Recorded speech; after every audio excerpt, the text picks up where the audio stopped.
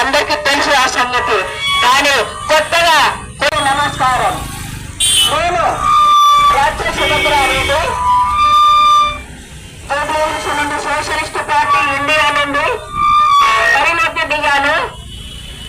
ఈసారి పార్టీలే కాకుండా కొత్తగా ఆ మూడిటికి ధీటుగా నేను దిగాను.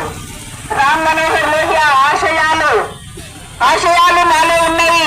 సమానత్వము, ముఖ్యంగా కుల నిర్మూలన సమానత్వము మన ధ్యేయం, మానవత్వమే మా ధ్యేయం. అందుకొరకు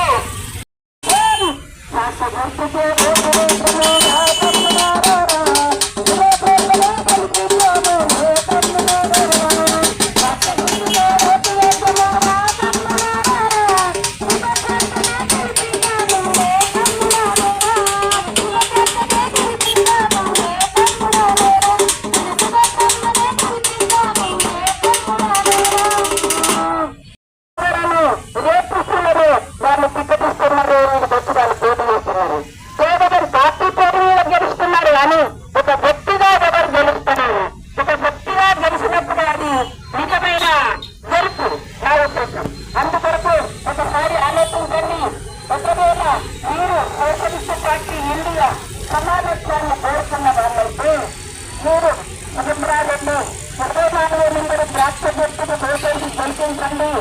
గెలిపించడం వల్ల దేశంలోనే కాదు మొత్తం ప్రపంచంలో పోటీ మారుమోడుతుంది. ఎందుకంటే ఒక సామాన్య మహిళలు మొదటి గట్టింది కాదు తండ్రి ఒక భారత్లో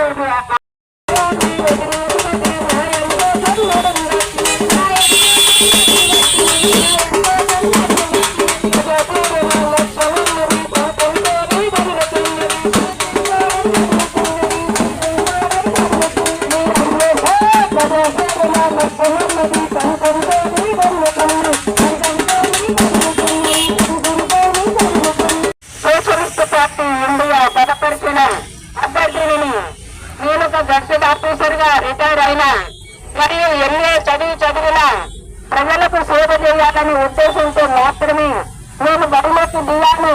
24 నెంబర్ ద్రాక్ష గుర్తుకు ఓటేసి గెలిపించుకోండి.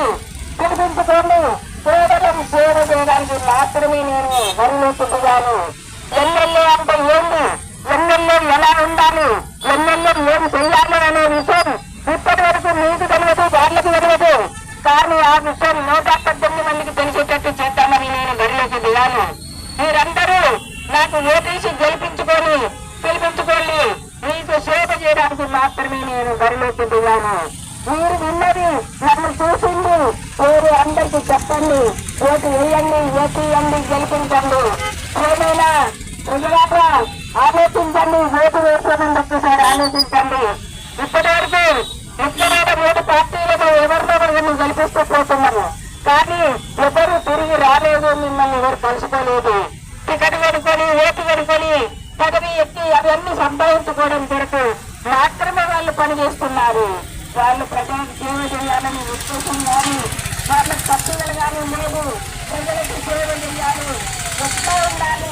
ఎమ్మెల్యే అంటే ఏంటి, నేనొక ఎంఏ పొలిటికల్ అయినా నేను ఎమ్మెల్యేగా ఎలా చేయాలి, ఎక్కడ ఉండాలి, ఎలా ప్రజల్ని కలుసుకోవాలి. ఎమ్మెల్యేకు సంవత్సరానికి 3 కోట్ల రూపాయలు రేపిస్తున్నారు. వాళ్ళు టికెట్ ఇస్తున్నారు, వచ్చి వాళ్ళు పోటీ చేస్తున్నారు. కేవలం పార్టీ పోటీ గెలుస్తున్నారు కానీ ఒక వ్యక్తిగా ఎవరు గెలుస్తున్నారు. ఒక వ్యక్తిగా గెలిచినప్పుడు అది నిజమైన గెలుపు నా ఉద్దేశం. అందుకొరకు ఒకసారి ఆలోచించండి. ఒకవేళ మీరు సోషలిస్ట్ పార్టీ ఇండియా సమాజాన్ని కోరుకున్న వాళ్ళైతే మీరు అభిప్రాయాన్ని 24 నెంబర్ ద్రాక్ష గుర్తుకు దోషేసి గెలిపించండి.